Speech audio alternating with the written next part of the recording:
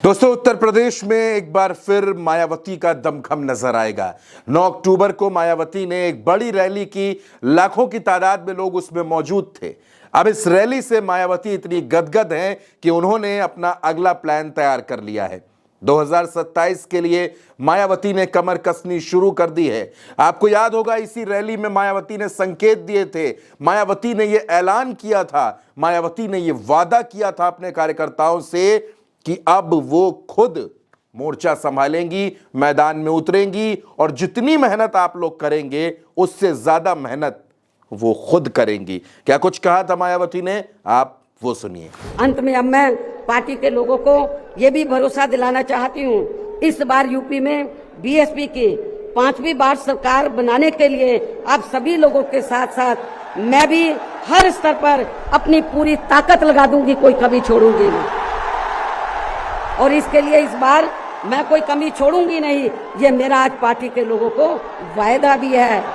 तो दोस्तों, तकरीबन 23 साल के बाद मायावती फील्ड पर उतरने जा रही हैं। 2002 के पहले का वो दौर था, वो वक्त था जब मायावती मंडल की समीक्षा बैठक करती थी और ये बैठक लखनऊ में नहीं होती थी। ये बैठक मायावती खुद जाकर करती थी। वो आजमगढ़ जाती थी, मेरठ जाती थी, अलग अलग इलाकों में, लखनऊ, कानपुर, इलाहाबाद, उस वक्त का इलाहाबाद, आज का प्रयागराज।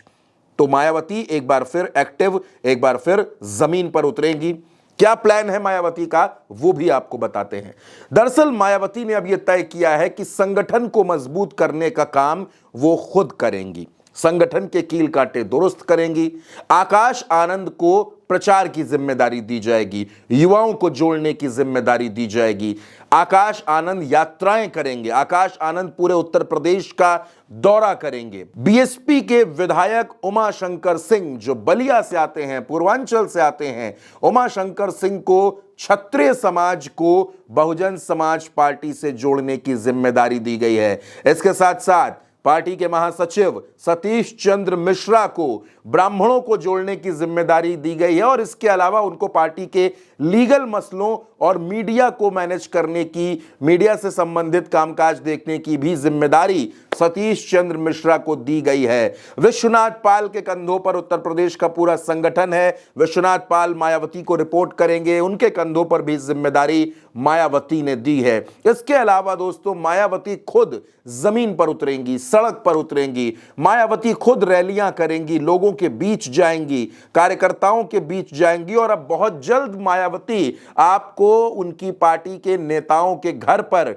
चाय पीते हुए भी नजर आ सकती हैं, उनके साथ चर्चा और मंथन करते हुए भी नजर आ सकती हैं। यानी मायावती ने 2027 का पूरा प्लान तैयार कर लिया है। 2027 में कैसे बहुजन समाज पार्टी अपनी पूरी ताकत के साथ उतरेगी, उसका ब्लूप्रिंट तैयार कर लिया गया है। 2007 के विधानसभा चुनाव में उत्तर प्रदेश में मायावती को पूर्ण बहुमत मिला था और उसी फॉर्मूले को मायावती इस बार भी लागू करने जा रही हैं। यानी सोशल इंजीनियरिंग का फॉर्मूला, मुस्लिम, दलित, ब्राह्मण, ये फैक्टर बनेगा और इसके साथ साथ इसमें अब अति पिछड़ों और पिछड़ों को भी जोड़ा जाएगा। आधी आबादी यानी महिलाओं को लेकर भी एक स्पेशल प्लान मायावती तैयार कर रही हैं। दोस्तों, सोशल इंजीनियरिंग की भी इसमें पूरी बातों का ध्यान रखा जाएगा और इसके साथ साथ भाईचारा कमेटी, आपको याद होंगी दोस्तों, ब्राह्मण समाज भाईचारा समिति, क्षत्रिय समाज भाईचारा समिति, उन तमाम समितियों को फिर से एक्टिव किया जाएगा, उनके काम बांटे जाएंगे।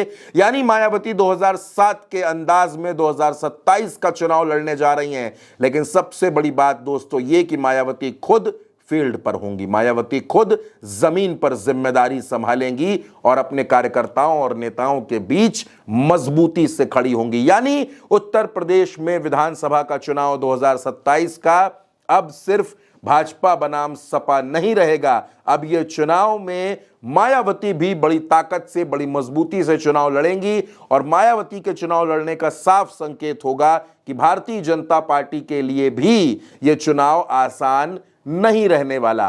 तो मायावती की इस नई तैयारी पर आप क्या सोचते हैं? आप अपनी राय कमेंट बॉक्स में जरूर बताइएगा। नमस्कार।